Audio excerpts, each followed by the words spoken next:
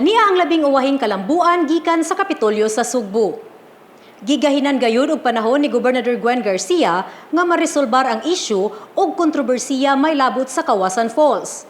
Niining higayuna, usa ka panagtigom ang gipatawag sa gobernador didto sa lungsod sa Alcantara ug niining maong panagtigom nalakip na ang mga turista nga maoy mireklamo kalabot sa giingong rates sa Kawasan Falls. Si Paula Mendoza alang sa hingpit nga detalye. Gipasalig sa mga opisyales sa lungsod sa Badian nga ilang hanayon ang rates alang sa mga turista og pagpaubos og pagbansay-bansay ang ilang tour guides aron mapalambo pa ang ilang serbisyo dinha sa Kawasan Falls. Hingpit na gayud nga nahusay ang kontrobersiya sa maong tourist destination human nga gipatawag ni Gobernador Gwen Garcia ni adtong Hulyo 7 ang mga opisyales sa Badian ug ang grupo sa turista nga mireklamo sa mahal nga balayranan sa Kawasan. Usa sa maong mga turista mao si Adina Wilson, umas na ila nga si Yaya Socialera, ang nagpost og video sa internet og nahimong viral video kabahin sa gireklamo nga mga rates.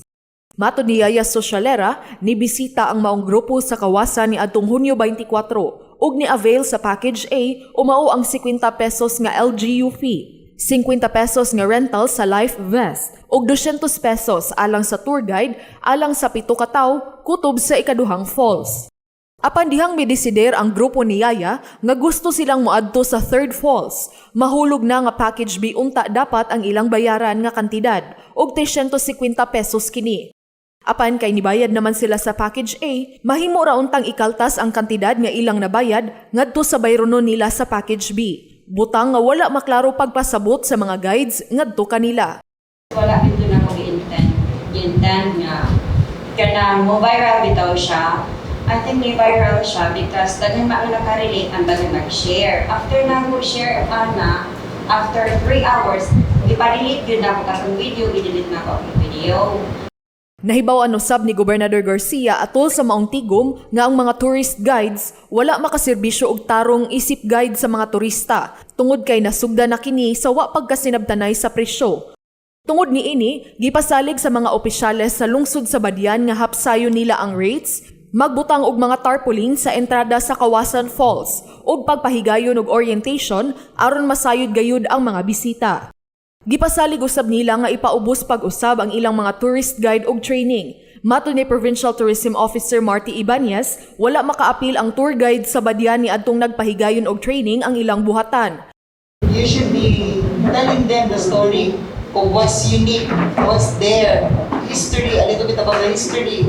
Even the geographic na to nga positioning, ang height. Nagpa-training mo kita pag-ECQ, kung saan na to pag-intay sa pagbago, new spill, kung saan na to paghimog storytelling na mo-look forward sila kung saan sa kayo makitaan sa kuwan. Sayang bahin, gipasabot ni Konsehal Mark Celestial Horolan nga tungod kay niadtong Mayo pa lang sila nag-abli, aduna pay mga kakulian sa ilang serbisyo. Apan gipaningkamutan kini nila nga mapanindot. Sa ilang kadaghan karon, which they are now totaling to 226, 229, sa pagkakaroon in 1 week, usahay makagaya sila ka usa or kaduma. So kanailang 170, makagaya sila kaduha 240. So that's their income for 1 week. No? So atong una kanang 340, siya na nato gasto sa ato ang mga ato ta sa Starbucks, no? Sa ato mga frap diha. Then sayo na kay na pero ila na hard-earned nga income which is ilang i-guidan for the whole day, no? Moving forward, matarong ang ato ang serbisyo sa ato ang mga guides, no? Kay mura gyud natong tuyo diri nga sila mapalambo ang ilang livelihood, kunya matarong ang ilang serbisyo sa Kawasan. Ultimately, matabangan pod ang lungsod sa Badian ug ang ato ang turismo, overall tourism sa province of Cebu.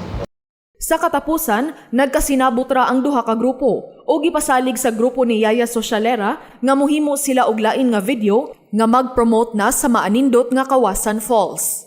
Matod ni Gobernador Gwen Garcia nga bisan og nagsugod og bati nga kasinatian ang maong kontrobersiya apan motapos kini nga maanindot tungod sa pagsinabtanay og pag-adjust sa mga kinahanglan ipalambo.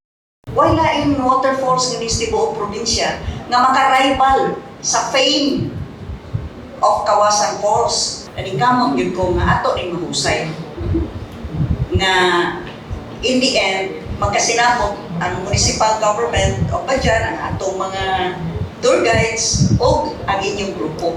At sila pa, mal entrada, bien salida. So, pati ang pagsugod, panindot ang ending. Live happily ever after. Paula Mendoza, Balita sa Sugbo. Maukadto ang labing uwahing kalambuan gikan sa Kapitolyo sa Sugbo. Subscribe ug i-follow ninyo ang Sugbo News Facebook page ug YouTube channel alang sa labing uwahing kalambuan gikan sa lalawigan sa Sugbo. Ako si Katrina Kovalik, maayong gabi.